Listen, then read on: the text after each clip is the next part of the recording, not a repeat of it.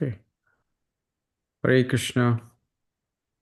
Om Namo Bhagavate Vasudevaya. Om Namo Bhagavate Vasudevaya. Om Namo Bhagavate Vasudevaya.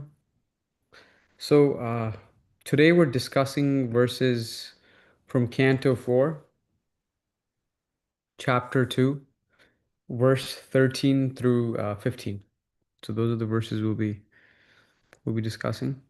Uh, this chapter is about Daksh curses Lord Shiva. So that's the overall thing that's happening. But let me read the verse and I'll explain the context a bit more. Again, Canto 4, chapter 2, verse 13 through 15. So I'll begin with verse 13.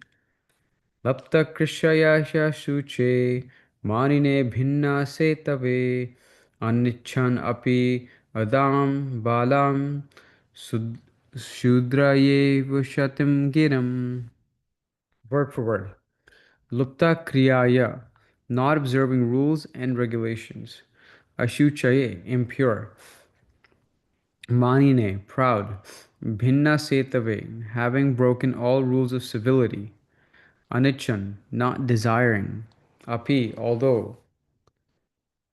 Adam, handed over. Balam, my daughter. Shudraya, unto a Shudra. Eva, as.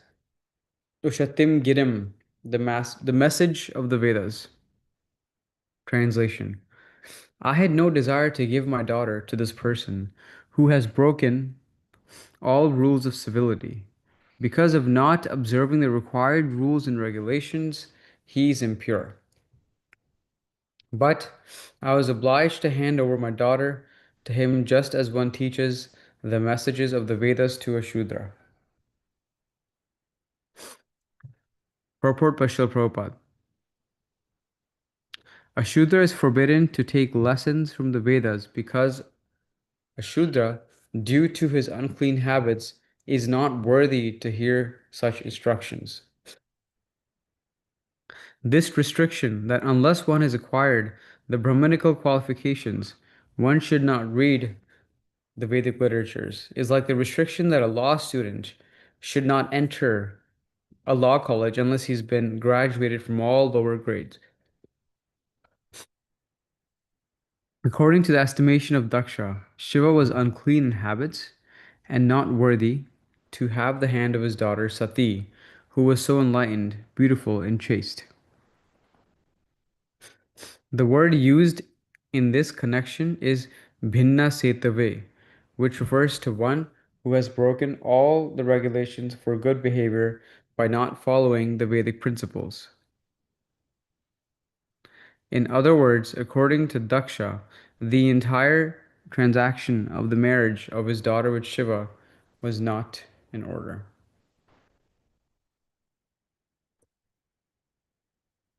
Next verse. Pretavasheshu goreshu pritayar bhutaganirvrita atati anmatvanagno vyupta kesho hashanrudan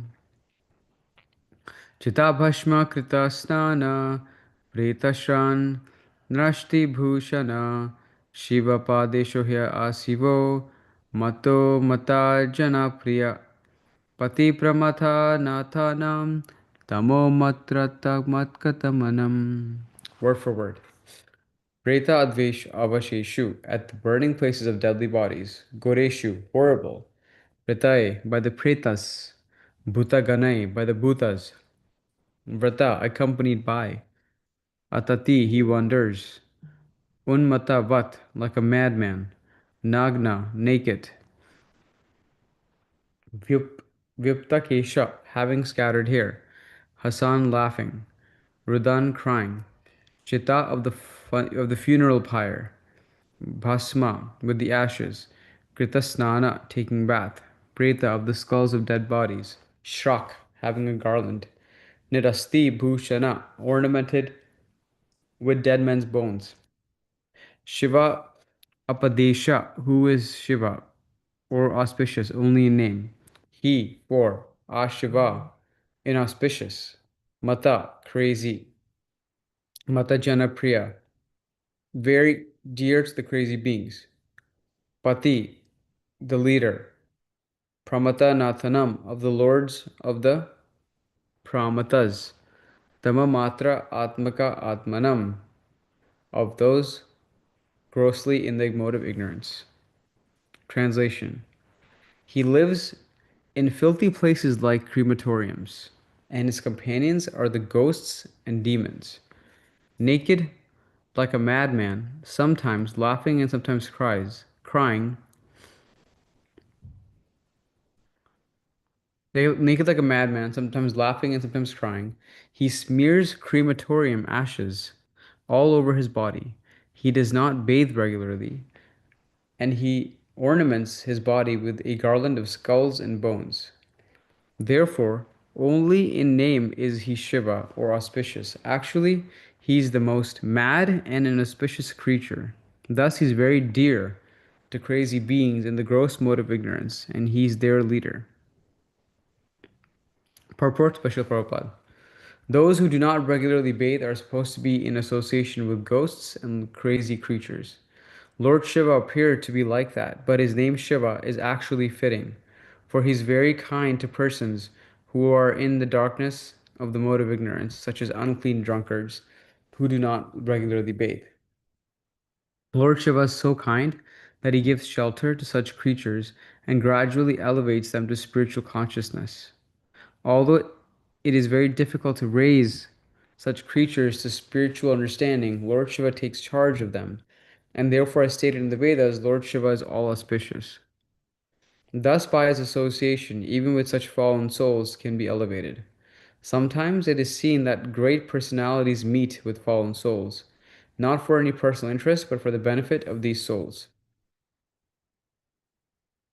In the creation of the Lord, there are different kinds of living creatures.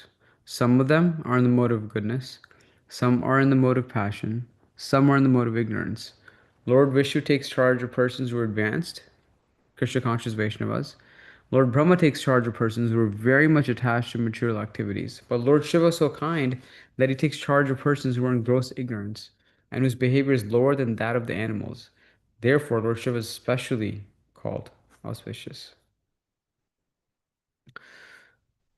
So this chapter is called Daksha curses Lord Shiva, and this whole chapter is narrating that whole incident where Daksha is holding a sacrifice, and Lord Shiva walks in, and Daksha misconstrues that as a sign of disrespect and curses Lord Shiva, and the whole um, passing of Sati and all that occurs in a series of events. So this chapter is starting to describe that pastime. And this in this specific instance, uh, Daksha has already been offended by the fact that Lord Shiva didn't stand when Daksha walked in and offered, a specific kind of respect. So therefore, Daksha started to um, uh, say his insults to Lord Shiva in front of the entire fire sacrifice and in front of the entire assembly. And so these two verses are one of those insults that he's giving. And so in the insults that he gives, he says is, I actually had no desire to give you my daughter. Like, Sati, who's married to you, I never wanted to give her to you. You have broken all the rules of, civility. You don't follow any rules and regulations. You're impure, and but I was obliged to hand over my daughter to him, just as one is empathetic and teaches someone else or someone lower the message of the Vedas. That's what he's saying in this first verse. In the second verse, he goes to say, Shiva lives in these filthy places where there's companions and ghosts. He dances like a madman. Uh, he lives in crematoriums. He doesn't bathe regularly. He has garlands of skulls and bones. And so just by his name, he's auspicious, but in reality, he's the most mad and inauspicious creature. These are the things that Daksha's saying about Shiva, and he makes his last statement where he says, because he lives in all these weird places, this is why ignorant people go to him. Um, all these crazy people. So those are the statements that Daksha is making to Lord Shiva. There's sort of two aspects that I wanted to go, or I wanted to elaborate or go a little deeper on. One is he makes this point that, uh, Lord Shiva, you broke the rules of morality or being civil. That's what he says. You break the rules of all civility, and you don't require these rules and regulations. And so often it's talked about in society, what are the rules of civility and morality? And it's a very subjective debate. It can vary by culture. It can vary by the country, by your leadership that's in place in your government. And so it becomes a very subjective debate in terms of what is the rules of morality and civility. And it also differs by the age group, right? Like what kindergartners versus middle schoolers or high schoolers might have different views on what that might mean. And one of the places where they try to dispel what it is when it comes to the to the rules and regulations and what it means to be moral or to be civil, the example of Lord Ram is often come. Not even Lord Krishna, but the example of Lord Ram is often, talked about because he's given he's given the status of someone who was was the most excellent in following the rules of civility and morality. And he set that example. And so I just wanted to share a few examples from Lord Ram of what actually means to uphold rules of civility and morality from a scriptural perspective, even though Daksha is making this this point that Lord Shiva wasn't abiding by these, but it's worth understanding what those rules are. And so there's a few examples from Lord Ram's life. One is his uh, his obedience over ambition. Um, instead of on the eve of his coronation, when Lord Ram was about to become the king of Ayodhya, on the eve of that, King Dashrath, was forced to send Lord Ram to exile for 14 years because of a promise that King Dashrath made to Kaikai. And so instead of revolting, questioning the unfairness of his situation, Ram accepts that decision because he upholds, truthfulness, and he maintains the sanctity of promise and above his right to the throne, and follows through on the promise that he makes to his father. The second one is his treatment towards his adversaries. It's often talked about of Lord Ram's conduct towards Ravan actually. you know, Ram gives Ravan multiple second chances. Even during the battle when Ravan was disarmed, helpless, Ram says to Ravan, go home, rest, come back.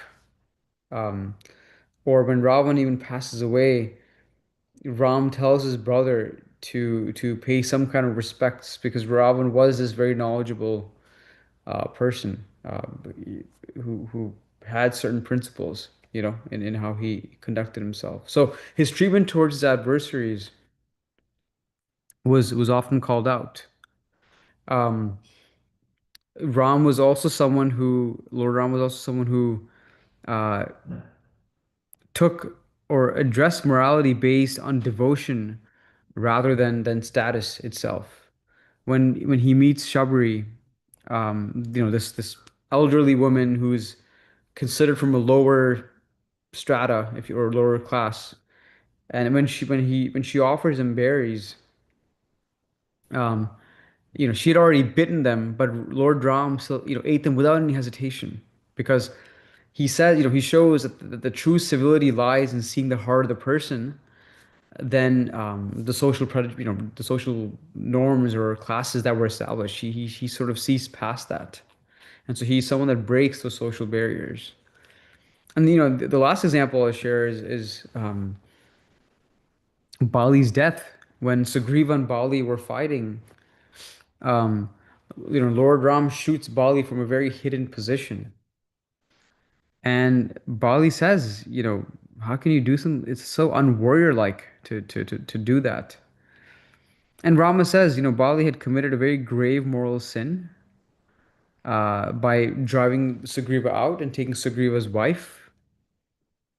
And so Lord Ram, saw him as the enforcer of the law, and he sort of prioritized restoration of justice over his own regulation, right? And so when Daksha's talking about rules of civility and morality, the best person to really uphold, or that the best example that's given our scripture is of Lord Ram. And these are some examples of where he exemplifies that.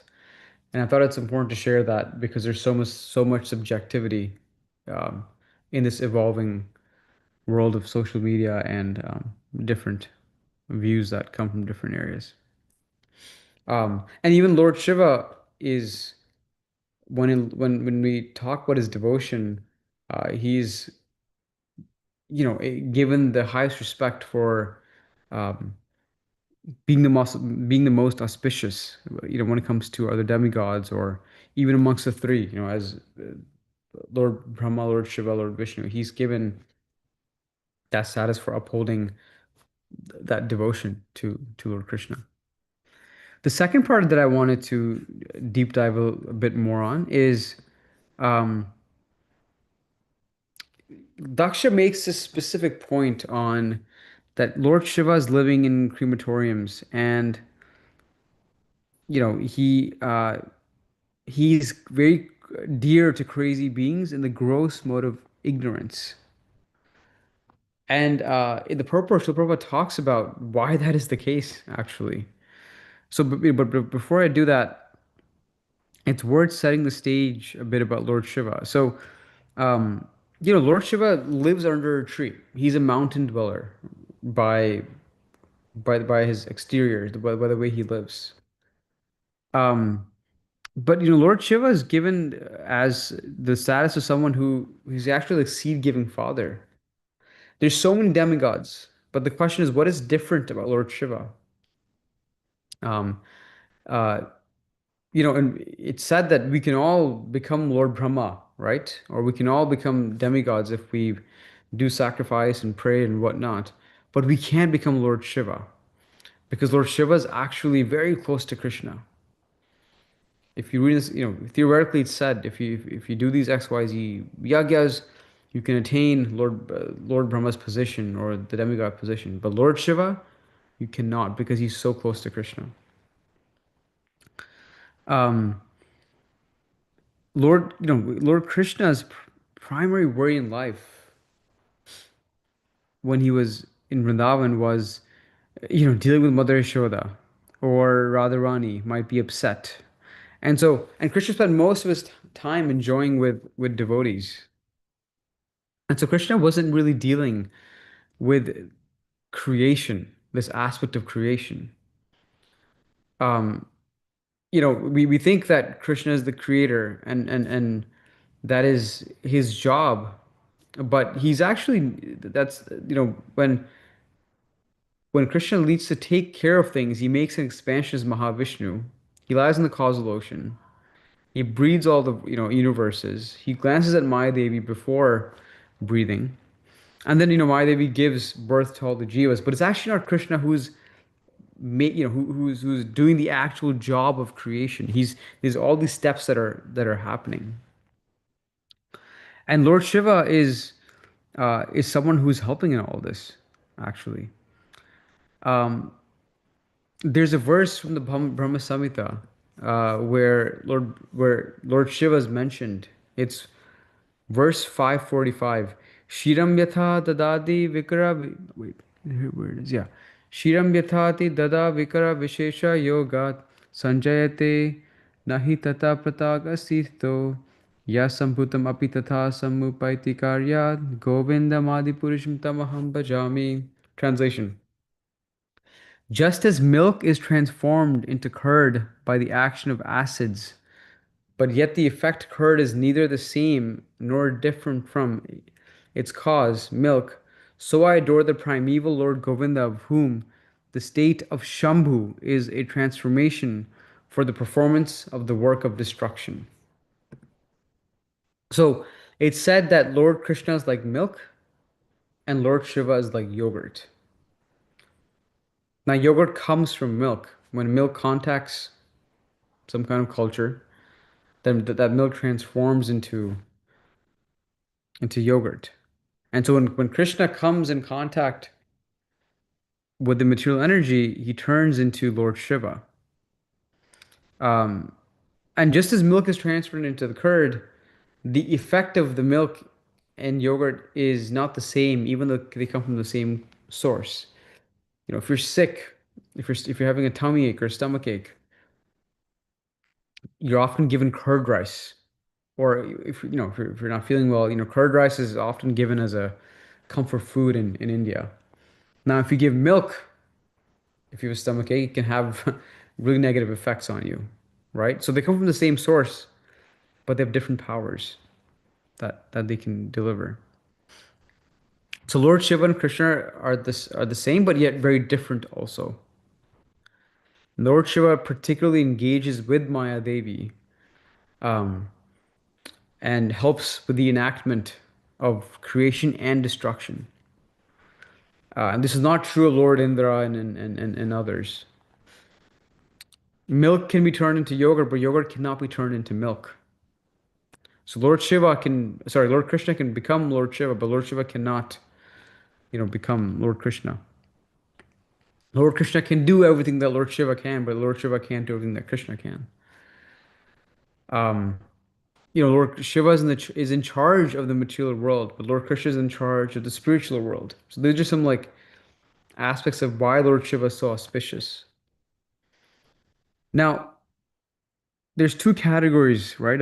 Or there's a category of people that worship Lord Shiva. There's ghosts, spirits, yogis. Then there's the normal creatures that worship Lord Shiva as well.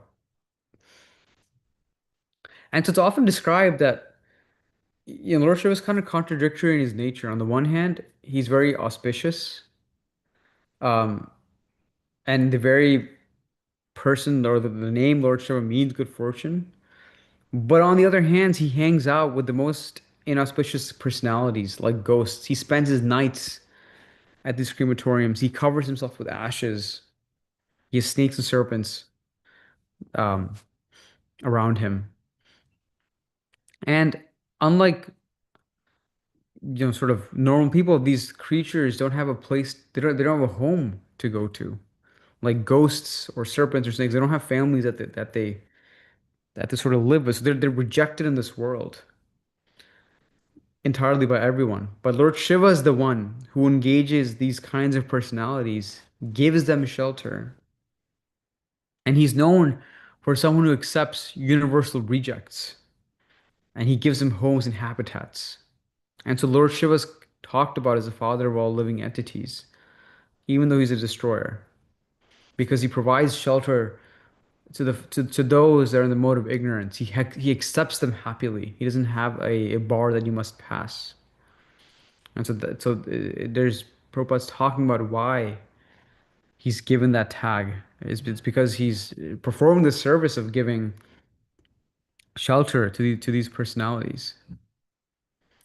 Um, Daksha's talking about his dance that he does, right? He's talking about um, his lack of usage of weapons, for example. Um, he says he naked like a madman, sometimes laughing and sometimes crying, right? And uh, when Lord Shiva is in the mode of destroying, uh, he doesn't destroy with weapons. He destroys with his dance, his Tandav dance, right? Um, so he has these different aspects of how he executes these things. So again, Lord Shiva creates, destroys, and preserves. He's actually helping with all these aspects. When the churning of the ocean was happening, uh, Lord Shiva was helping from start to finish of the whole pastime where the Kurma avatar is there. Uh, Lord Shiva is actually there helping from start to finish. He helps lift the mountain. When the poison comes out, he takes the poison. And so, even though in this cultural aspect, in Hinduism, there's this three murtis talked about, Brahma, Mahesh, Vishnu. Lord Shiva is actually one who is helping in all aspects of creation, maintenance, destruction. And so this aspect, the statement Daksha is making of why he's spending time, or that the fact that he's spending time in crematoriums and whatnot, this is the scriptural reason why he is spending time. It's because he's giving shelter to the ones that are in the mode of ignorance. So those are the main points I wanted to cover from these two verses. Uh, I'll pause here to see if devotees have any other comments or things that they want to add.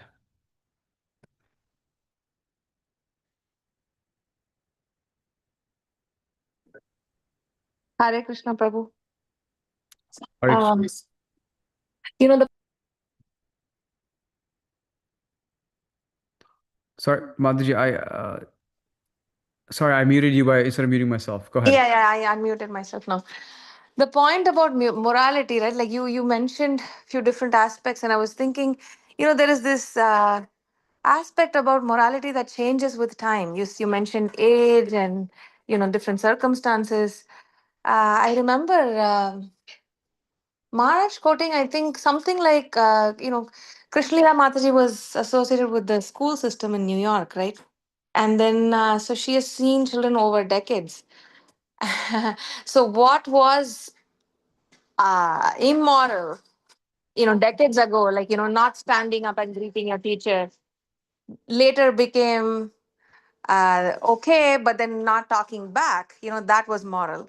And then that, that also came to pass. Students would come and they may not speak respectfully, they may not get up, they may not greet you, but at least they're not bringing in firearms into the classroom.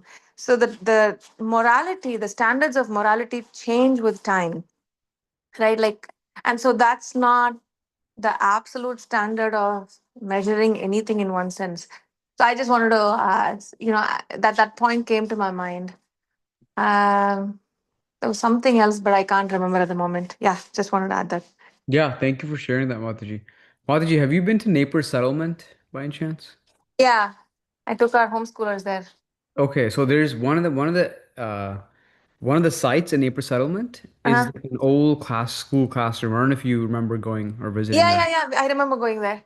So in that classroom, there's like these 10 rules. I don't know if you like Oh, that are listed out in that classroom. And it's because I think that site is from the 1800s or right. 1900s. And if you read those, I wish I took a picture of those 10 rules. It's things like kids should never say a word or something to the teacher, like or um, I don't know, like when you read those rules, Mataji,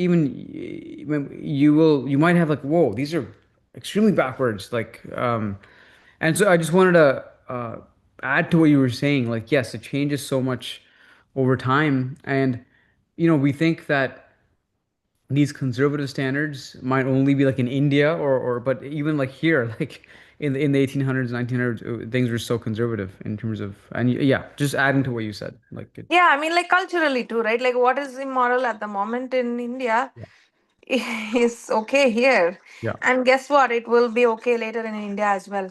yeah, Um, so, yeah, yeah, but I think, I made this point yesterday and I was thinking there's just this Daksha's whole response, not response, reaction was just so out of proportion, yeah, yeah, which, and the things that he speaks, the judgments he makes, the yeah, language he uses, and uh, yeah, like Radhanath Maharaj says, I think he's the one that says, if it's in what is inside, if you take an orange, it'll you squeeze and it comes out. So what's in when during those extenuating circumstances they come out. Yeah.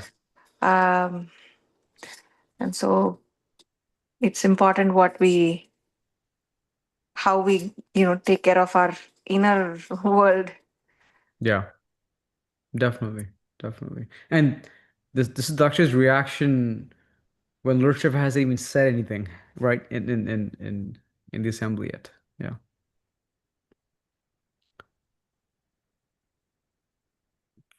Hare Krishna, Prabhu. Haribol Prabhu. Thank you so much. Yeah. So I was thinking about, how a person with so much envy can see a completely a different thing, right? About the Lord Shiva's qualities in this specific case, Yeah. right? He was completely, it is completely opposite of what he is, Yeah. right? With the person of so much envy, he is able to, he's just Yeah. thinking about the point. Yeah, like the aspect of envy can completely cloud your judgment or thinking of Other another person. person. Yeah. Yeah. Thank you for sharing. Great. If nothing else, we'll end here. Thank you, everyone. I hope everyone has a great weekend. Hare Krishna.